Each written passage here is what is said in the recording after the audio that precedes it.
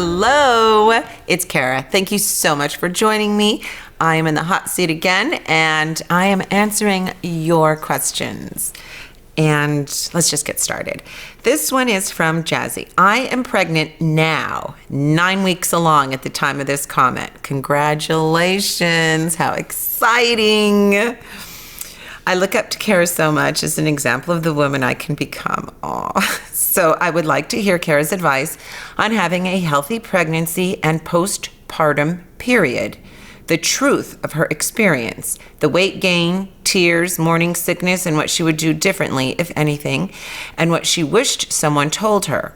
And I want to know how she was healthy with her baby and how she lost the weight and improved her health while having a baby. Thank you so much. I DM'd you all on IG and hadn't heard back. So thank you for opening the comments up for suggestions and requests. Don't DM on Instagram. He doesn't answer on that. But I'm glad you broke through. Okay. As far as postpartum period, I'm not sure what you mean about that. I don't really remember that. I do remember it was shocking because I became regular after being irregular all my menstrual life. But the thing that really scared me and concerned me the most after delivering was having my first bowel movement. That was the thing that I was most But it was natural. Everything went fine. What I would do differently. Okay, for starters, I had a episiotomy. I would not recommend that at all. I've done research on that. It's unnecessary and it can actually even be dangerous. Thank goodness I haven't had any after effects from that, but I wouldn't allow that to happen if I could do it over again. Another thing I would have done differently is, I was 20. I didn't know everything. We think we do at that time. So when I found out I was pregnant, I said, oh, now I can eat anything, because I was always intermittent fasting. Since I was 18, I intermittent fasted naturally. But when I became pregnant, I was like, oh, I can eat anything I want. I'm eating for two. And I really took advantage of that. And I did not eat the best things. I did make them myself. I made pies and cookies and pastas. And if I could do it different, I would have ramped up the salads and the grains and the legumes and cut out all that bad fat stuff. So because of that, I gained 50 pounds. I weighed 180 when I gave birth, and I lost 50 pounds in 4 months by every time somebody had the baby, I ran downstairs in the basement and got on my exercise bike, and then when I was tired of that, I'd do as much as I can, and then I'd start lifting the weights, and then I'd hear, Cara, the baby, and I'm like, okay, my exercise was postponed, was interrupted. I'd go upstairs, grab the baby, he's about 10 pounds now, took him, and then I used him as an exercise tool.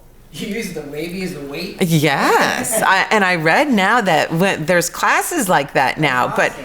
But of course, I was killing two birds with one stone. I hate that word kill, but I was effectively losing weight while I was bonding with my child, and it was a beautiful thing. And I started eating right again. I snapped back into my intermittent fasting and cutting out all the fattening foods and all that.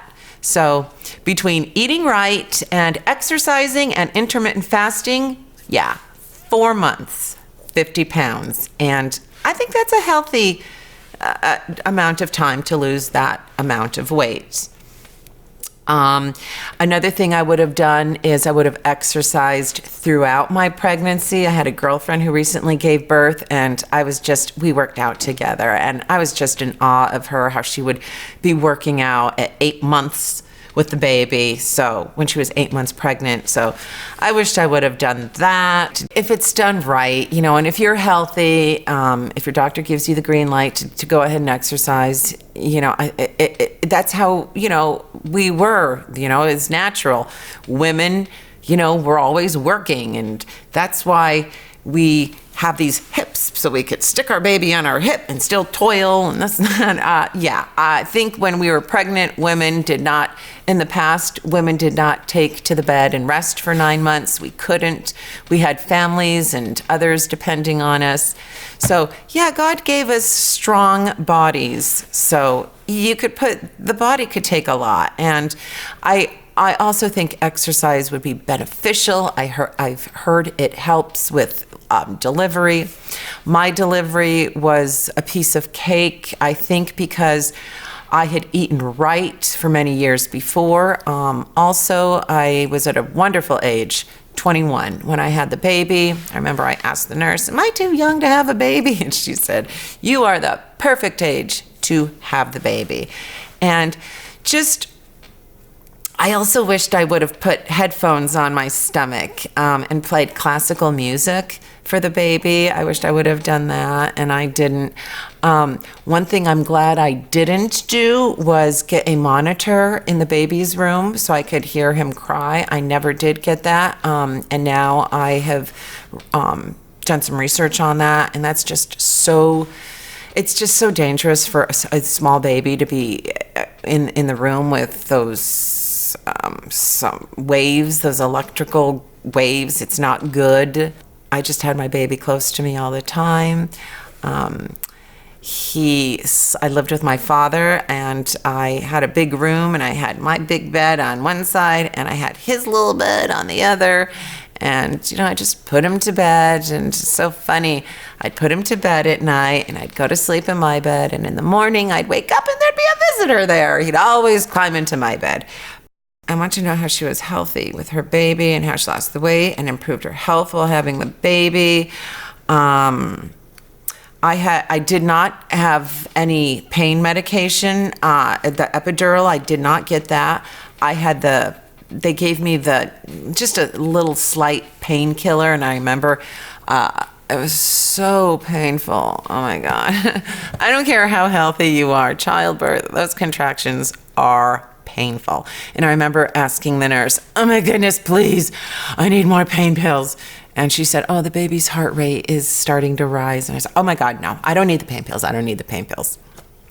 But, oh my God, it was so bad. I even remember saying, oh my God, nurse, please just give me a C-section. And they giggled. They said, oh my God, you're so far along. You don't need a C-section.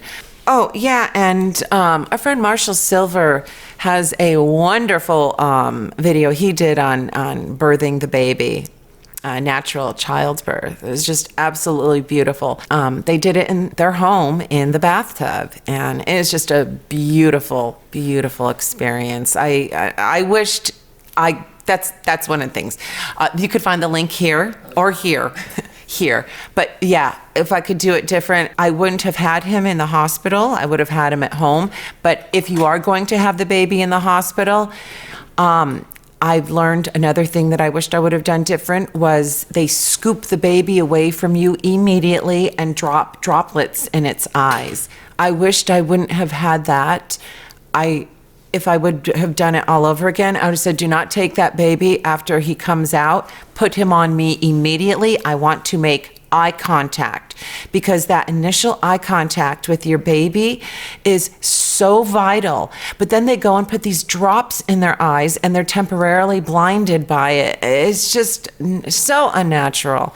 So yeah, bonding with that baby immediately, I would have done different. I think Marshall Silver is such a wonderful parent. So is Erica. When the children cry and they start,